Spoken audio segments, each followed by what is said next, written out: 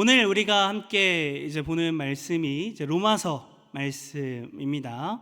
로마서 말씀은 다들 이제 잘 아시다시피 이제 복음의 정수라고 불리는 우리에게 정말 너무나도 귀한 성경 말씀이죠. 특별히 이제 칼빈, 우리가 잘 알고 있는 칼빈은 이 로마서 말씀을 가지고 성경 전체를 여는 열쇠다, 이렇게 우리에게 알려주고 있습니다. 성경 전체를 여는 열쇠, 무슨 말일까요? 이 로마서를 통해서 성경을 어떻게 볼 수 있는지를 발견할 수 있다, 그런 의미겠죠. 로마서 안에 담겨 있는 그런 신학들, 로마서 안에 담겨 있는 그런 너무나도 놀라운 소식들을 가지고 성경 전체를 볼 수 있다, 바로 이러한 의미가 바로 이 성경 전체를 여는 열쇠, 이러한 뜻일 겁니다. 그러면 왜 이 로마서를 우리가 그토록 이야기하는가? 왜 복음의 정수라고 이야기하는가? 우리가 로마서에 대해서 보게 되면 로마서가 우리에게 이야기하는 것이 무엇이냐면, 인간은 선한 것이 단 하나도 없다, 이것을 이야기하고 있어요. 그래서 인간은 죄인이고 그 끝은 죽음, 남아있는 것은 죽음이다 이야기하죠. 너무나도 불편하지만 명확한 진실입니다. 우리가 그것을 받아들일 때 때로는 불편할 수 있지만 그것이 정확하게 이야기하는 진실이죠. 그래서 우리는 태어나는 그 순간부터 죽음을 향해 달려갑니다. 그렇기에 우리에게 필요한 것은 무엇입니까? 은혜가 필요합니다. 그러한 죽음밖에 남아있지 않는 죄인인 우리들에게 정말 간절히 필요한 것은 하나님의 은혜입니다. 우리는 스스로 죄를 해결할 수 없기 때문에, 우리는 스스로 그 죽음 가운데서 다시 살아날 수 없기 때문에, 은혜가 없다면 우리는 그저 죽은 자이기 때문에 우리에게는 은혜가 너무나도 필요합니다. 로마서는요, 바로 이러한 사실을 우리에게 알려줍니다. 인간이 죄인이고 또 그로 인해서 우리가 은혜가 필요하고 그 은혜를 하나님께서 허락하셨다는 그 사실, 그 실천적이고 그 신학적인 내용들이 담겨 있기에 로마서를 향해서 복음의 정수, 이 로마서를 향해서 성경 전체를 여는 열쇠다, 이렇게 이야기를 하는 것이죠. 우리의 신분이 새로워졌습니다. 우리는 죽음의 자녀였지만 죽음의 자녀에서 생명의 자녀로 완전한 신분의 변화가 일어났습니다. 우리는 이제 더 이상 죄와 상관하는 자들이 아니라 하나님과 함께하는 자들, 하나님과 동행하는 자들이죠. 하나님께서 우리를 완전히 바꾸어 주셨기 때문입니다. 그런데 문제는 모든 것이 하나님을 통해서 해결되었지만 우리가 살아가는 현실은 똑같아 보입니다. 하나님께서 분명히 말씀을 통해서 우리의 모든 것을 해결하여 주셨고, 그래서 우리의 죄가 해결되었고 우리는 이제 더 이상 죄와 상관없는 자라고 분명히 이야기하는데, 우리가 실제로 살아가고 있는 이 현실을 바라보면 그 현실은 여전히 똑같아 보이는 것이 우리들의 모습입니다. 이번 주 혹시 수요 돌담 예배를 드리셨습니까? 수요 돌담 예배를 보면 저랑 똑같이 생긴 사람이 이번 주 우연히 또 이렇게 나오게 됩니다. 거기에 보면요, 주제가 뭐였냐면 진취적이다, 이런 뜻, 이러한 주제를 가지고 우리가 수요 돌담 예배가 있었는데요.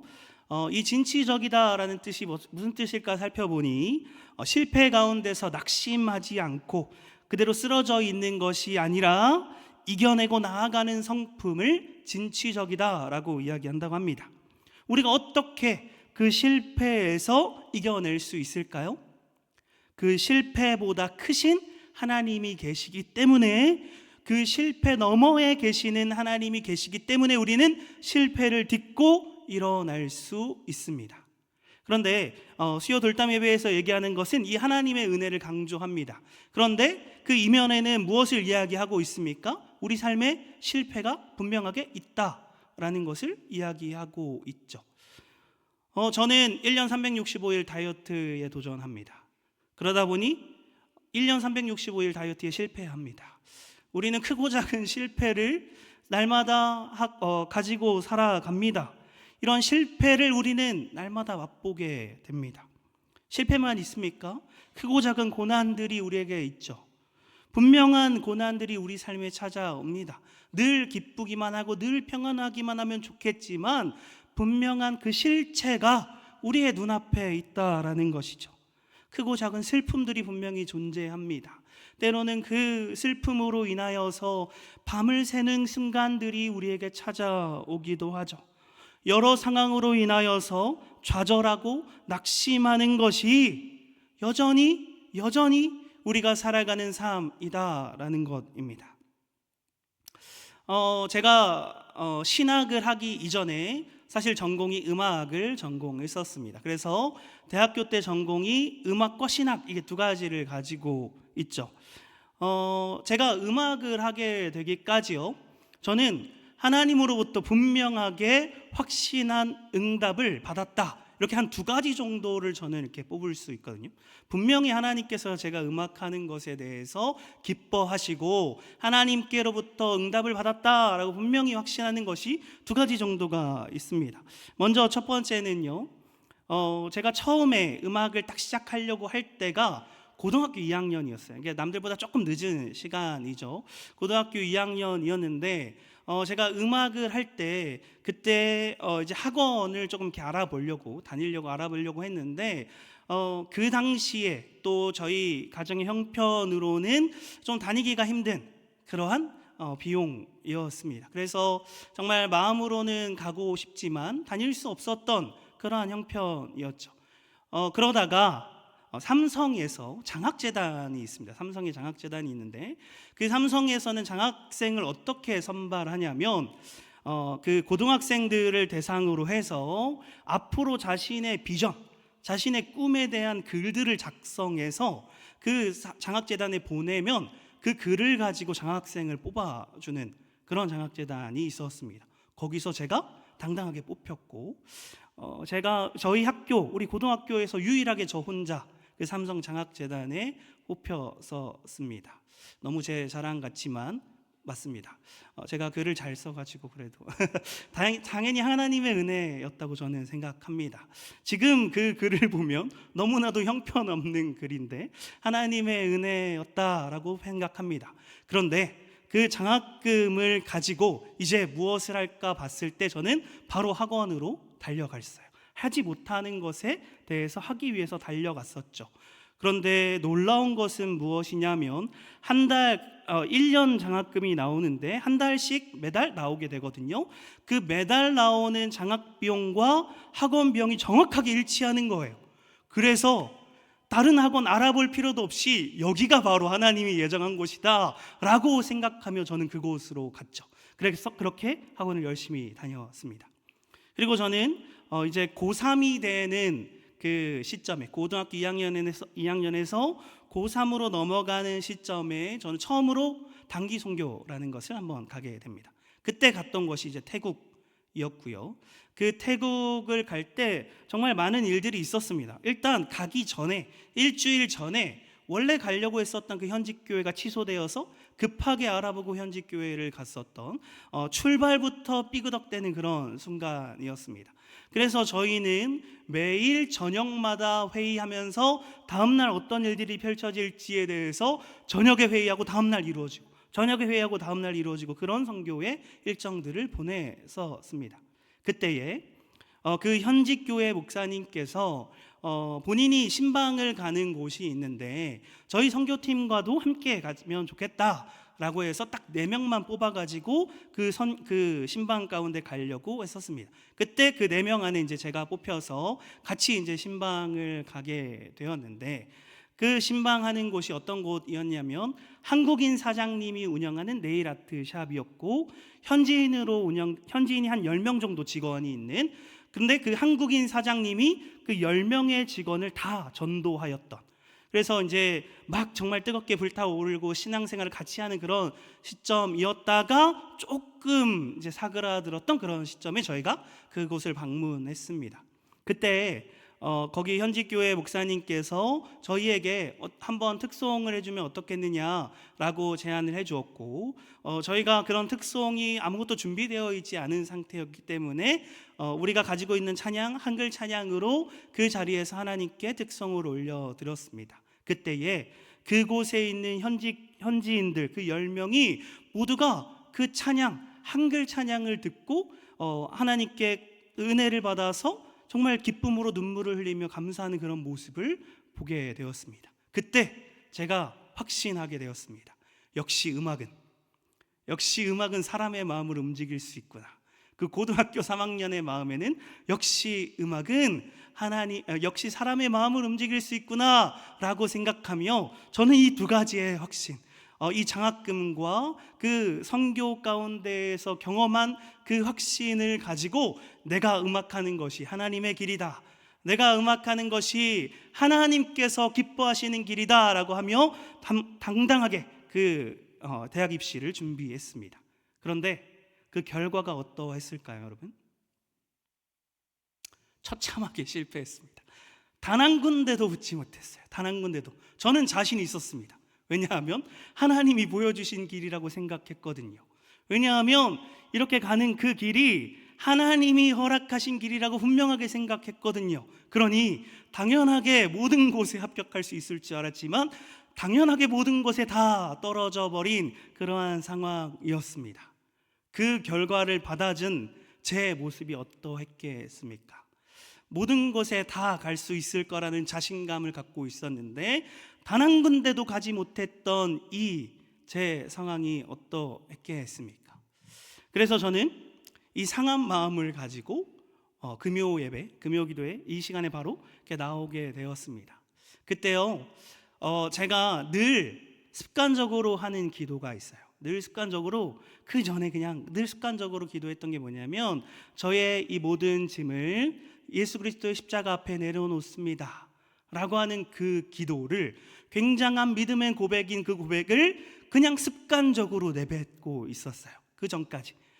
그런데 그날 정말 철야 예배에 나가서, 그 금요 예배에 나아가서 그 기도 시간에 나의 이 모든 짐을 예수 그리스도의 십자가 앞에 내려놓습니다 라고 이야기해야 되는데 그 한마디가 나오질 않는 거예요.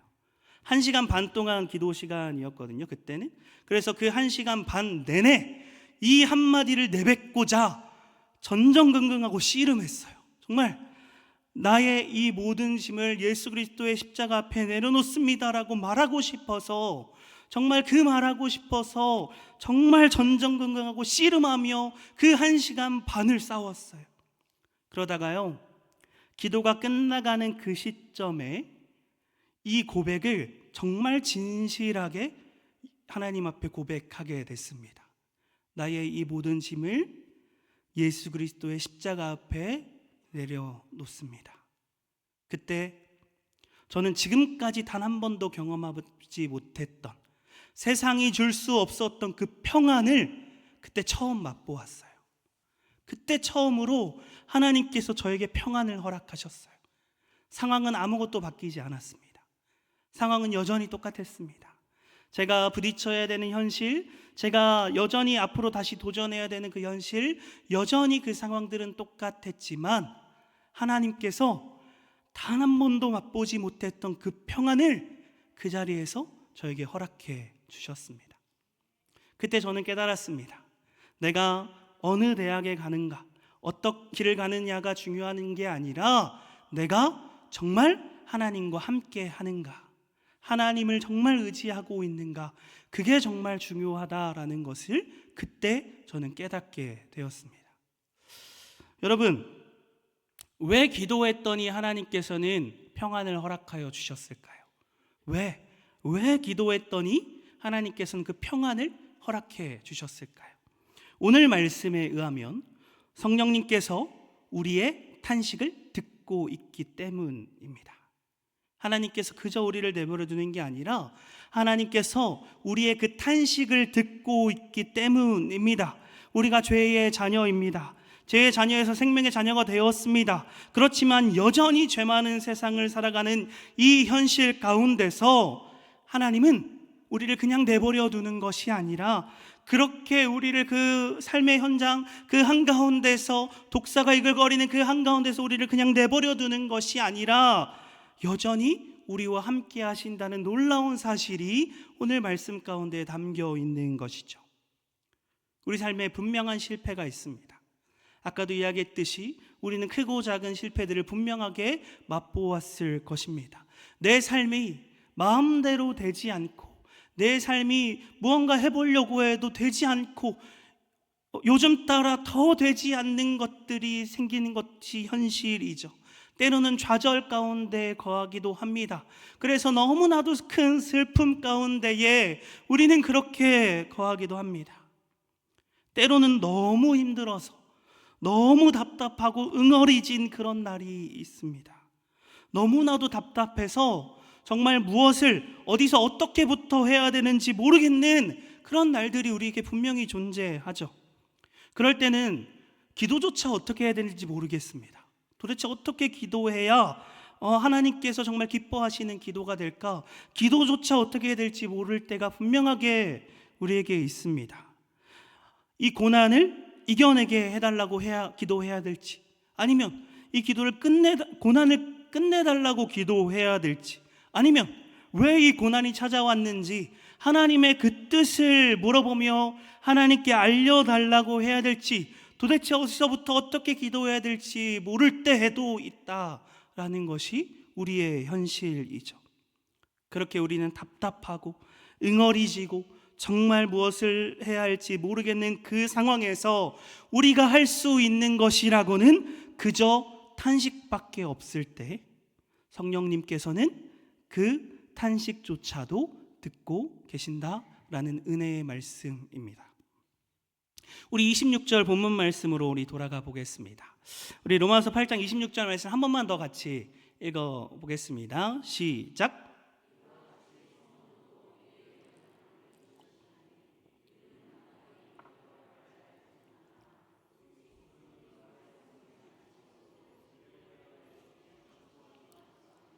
아멘.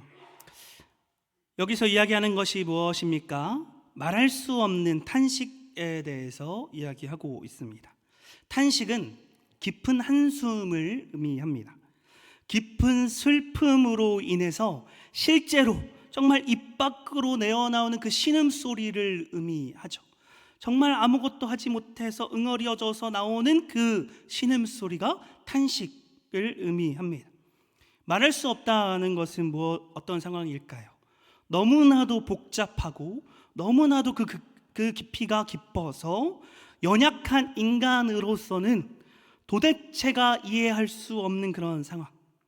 연약한 인간으로서는, 인간의 그 언어로서는 어떠한 단어나 어떠한 문장으로도 담아낼 수 없는 그러한 상황, 정말 말 그대로 말할 수 없는 모습, 그것을 의미합니다. 그러면 말할 수 없는 탄식이란 무엇이겠습니까? 너무나도 복잡한 그 현실, 그래서 그 큰 고난 앞에 부딪힌 그 답답함, 그러나 인간의 연약함으로 도무지 알 수 없는 상태에서 내뱉는 그 신음소리, 그것이 말할 수 없는 탄식이지 않겠습니까? 너무나도 연약한 인간의 상태를 나타내는 말입니다. 그러나 성령님께서 그 탄식을 듣고 계시죠. 그 뒤에 뭐라고 얘기하냐면 성령님께서 탄식으로라고 이야기합니다. 탄식으로. 무슨 말이냐면 성령님이 그 탄식을 도구로 사용하신다라는 의미예요. 그 탄식, 우리가 무엇을 어떻게 기도해야 할지 모를 때, 무엇을 어떻게 기도해야 될지 몰라서 그저 슬픔 가운데 있어서 그저 탄식만을 내뱉고 있을 때 성령님께서는 그 탄식을 들으시고 그 탄식을 하나님이 들으시는 아름다운 기도로 바꿔주신다라는 것입니다. 하나님께서, 성령님께서 하나님이 들으시도록 아름다운 기도로 바꿔주신다라는 것이죠. 우리가 말할 수 없이 약하고 정말 약할 때 친히 도우셔서 기도가 되게 해 주신다라는 의미입니다. 저는 그래서 이 말할 수 없는 탄식이라는 이 단어가 너무나도 좋습니다. 내가 부족하고 연약하고 나의 모습을 돌아봤을 때 한없이 연약한 것이 나의 모습인데, 그 말할 수 없는 탄식은, 그 말할 수 없는 탄식을 가지고 사용하시는 성령님을 비추는 모습은 나의 연약함이 주인공이 아니라 성령님의 강함이 주인공이기 때문에 이 말할 수 없는 탄식이라는 단어가 너무나도 좋습니다. 우리가 그 약함 가운데 내뱉는 그 한숨, 답답한 가운데에 겨우 나오는 것이라고는 한숨밖에 없을 때 그 한숨조차 성령님께서는 아름다운 기도로 바꿔주신다라는 말씀이죠. 이 기도를 들으신 하나님께서는 우리에게 무엇을 해주실까요? 이 기도를 들으신 하나님께서는 우리에게 무엇을 해주실까요? 우리 로마서 8장 37절 말씀 한번 같이 읽어보겠습니다. 로마서 8장 37절 말씀 시작. 이 모든 일에 우리를 사랑하시는 이로 말미암아 우리가 넉넉히 이기느니라. 아멘.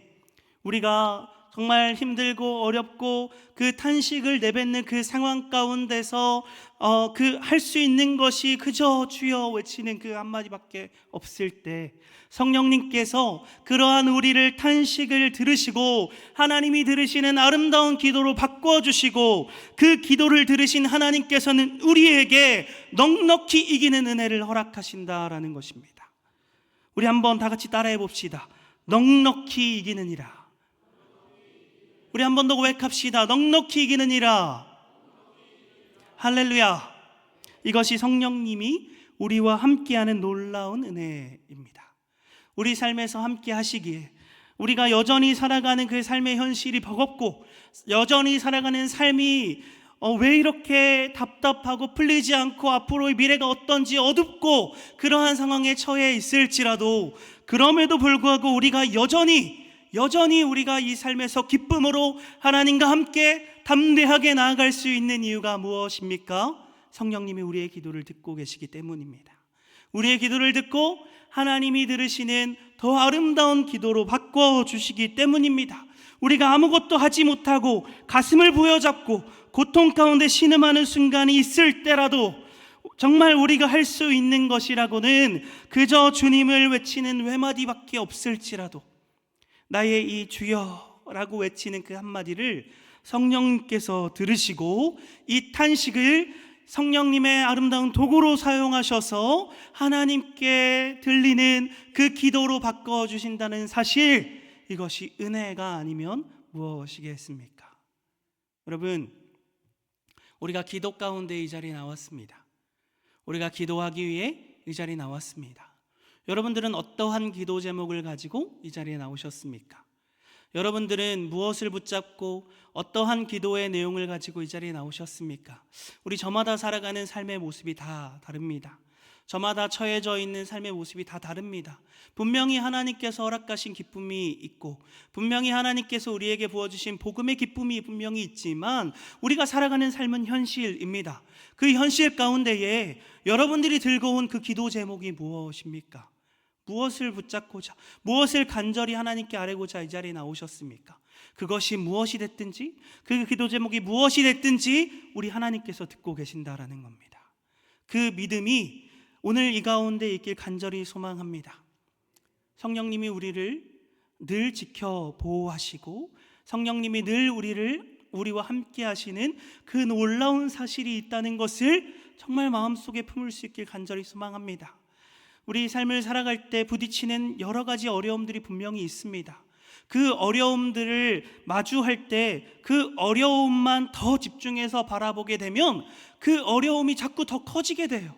그 어려움이, 그 고난이, 그 환난이 마치 나의 삶의 주인인 것 같이 보여요. 그 어려움을 내가 더 이상 해결할 수 없는 것 같이 보여요. 내가 이 어려움을 넘을 수 없을 것 같이 보여요. 그러나 그 모든 것들을 이기시는 하나님을 우리가 바라볼 때, 그 하나님의 시선으로 바라볼 때 그 벽은 그저 한낱 작은 하나의 선밖에 되지 않을 겁니다. 우리가 넘어야 하는 그 벽은 하나님의 시선으로 바라볼 때 그저 한낱 선밖에 되지 않을 거예요. 우리가 그 사실을 간절히 붙잡을 수 있길 소망합니다. 그 놀라운 은혜가 여러분들의 삶에 있길 소망합니다. 그래서 내가 오늘 하루를 살아낼 때 정말 내 고통에 그 어려움에 집중하며 살아내는 삶이 아니라 그 어려움을 넘어서 그 실패를 넘어서 역사하시는 그 크고 위대하신 하나님 앞에 나아갈 수 있기를 간절히 축복합니다. 우리가 어떠한 상황에서도 더더욱 그래서 기도 앞에 나아가야 합니다. 우리가 어떠한 상황에서도 그래서 더더욱 그 기도 앞에 나아가야 합니다. 하나님께서 우리의 기도를 듣고 계시기 때문이죠. 하나님께서 우리의 기도를 듣고 역사하시기 때문입니다. 하나님께서 우리의 기도를 듣고 넉넉한 승리를 우리에게 주시기 때문입니다. 그래서 우리는 어떠한 상황에서도 더더욱 그 기도 앞에 우리는 나아가야 합니다. 너무나도 바빠서 내가 오늘도 기도합니다 라는 말을 들어보셨습니까? 우리가 너무나도 바빠서 기도 앞에 나아가야 합니다. 너무 힘들기에 기도 앞에 나아가야 합니다. 너무나도 고통스럽기에 기도 앞에 나아가야 합니다. 여러분들의 기도가 우리가 내뱉는 그 말이 그냥 땅에 떨어지는 말로서 끝나는 것이 아니라 하나님께서 다 듣고 계셔서 놀라운 승리로 바꿔주신다는 그 사실을 분명하게 믿고 그렇게 삶에서 선포할 수 있는 우리 여러분들이 되길 주의 이름으로 간절히 축복합니다. 여전히 복잡하고 여전히 재 많은 세상입니다. 우리가 승리하여 주실 것이라고 분명히 듣지만 여전히 복잡하고 여전히 재 많은 세상이고, 다시 이 문을 열고 나갔을 땐 우리는 그 복잡하고 재 많은 세상 가운데 여전히 나아갑니다. 그러나 우리는 이 세상을 담대하게 나아갈 수 있습니다. 왜요? 하나님이 듣고 계시고 하나님께서 우리를 넉넉한 승리 가운데 거하게 하여 주시기 때문입니다.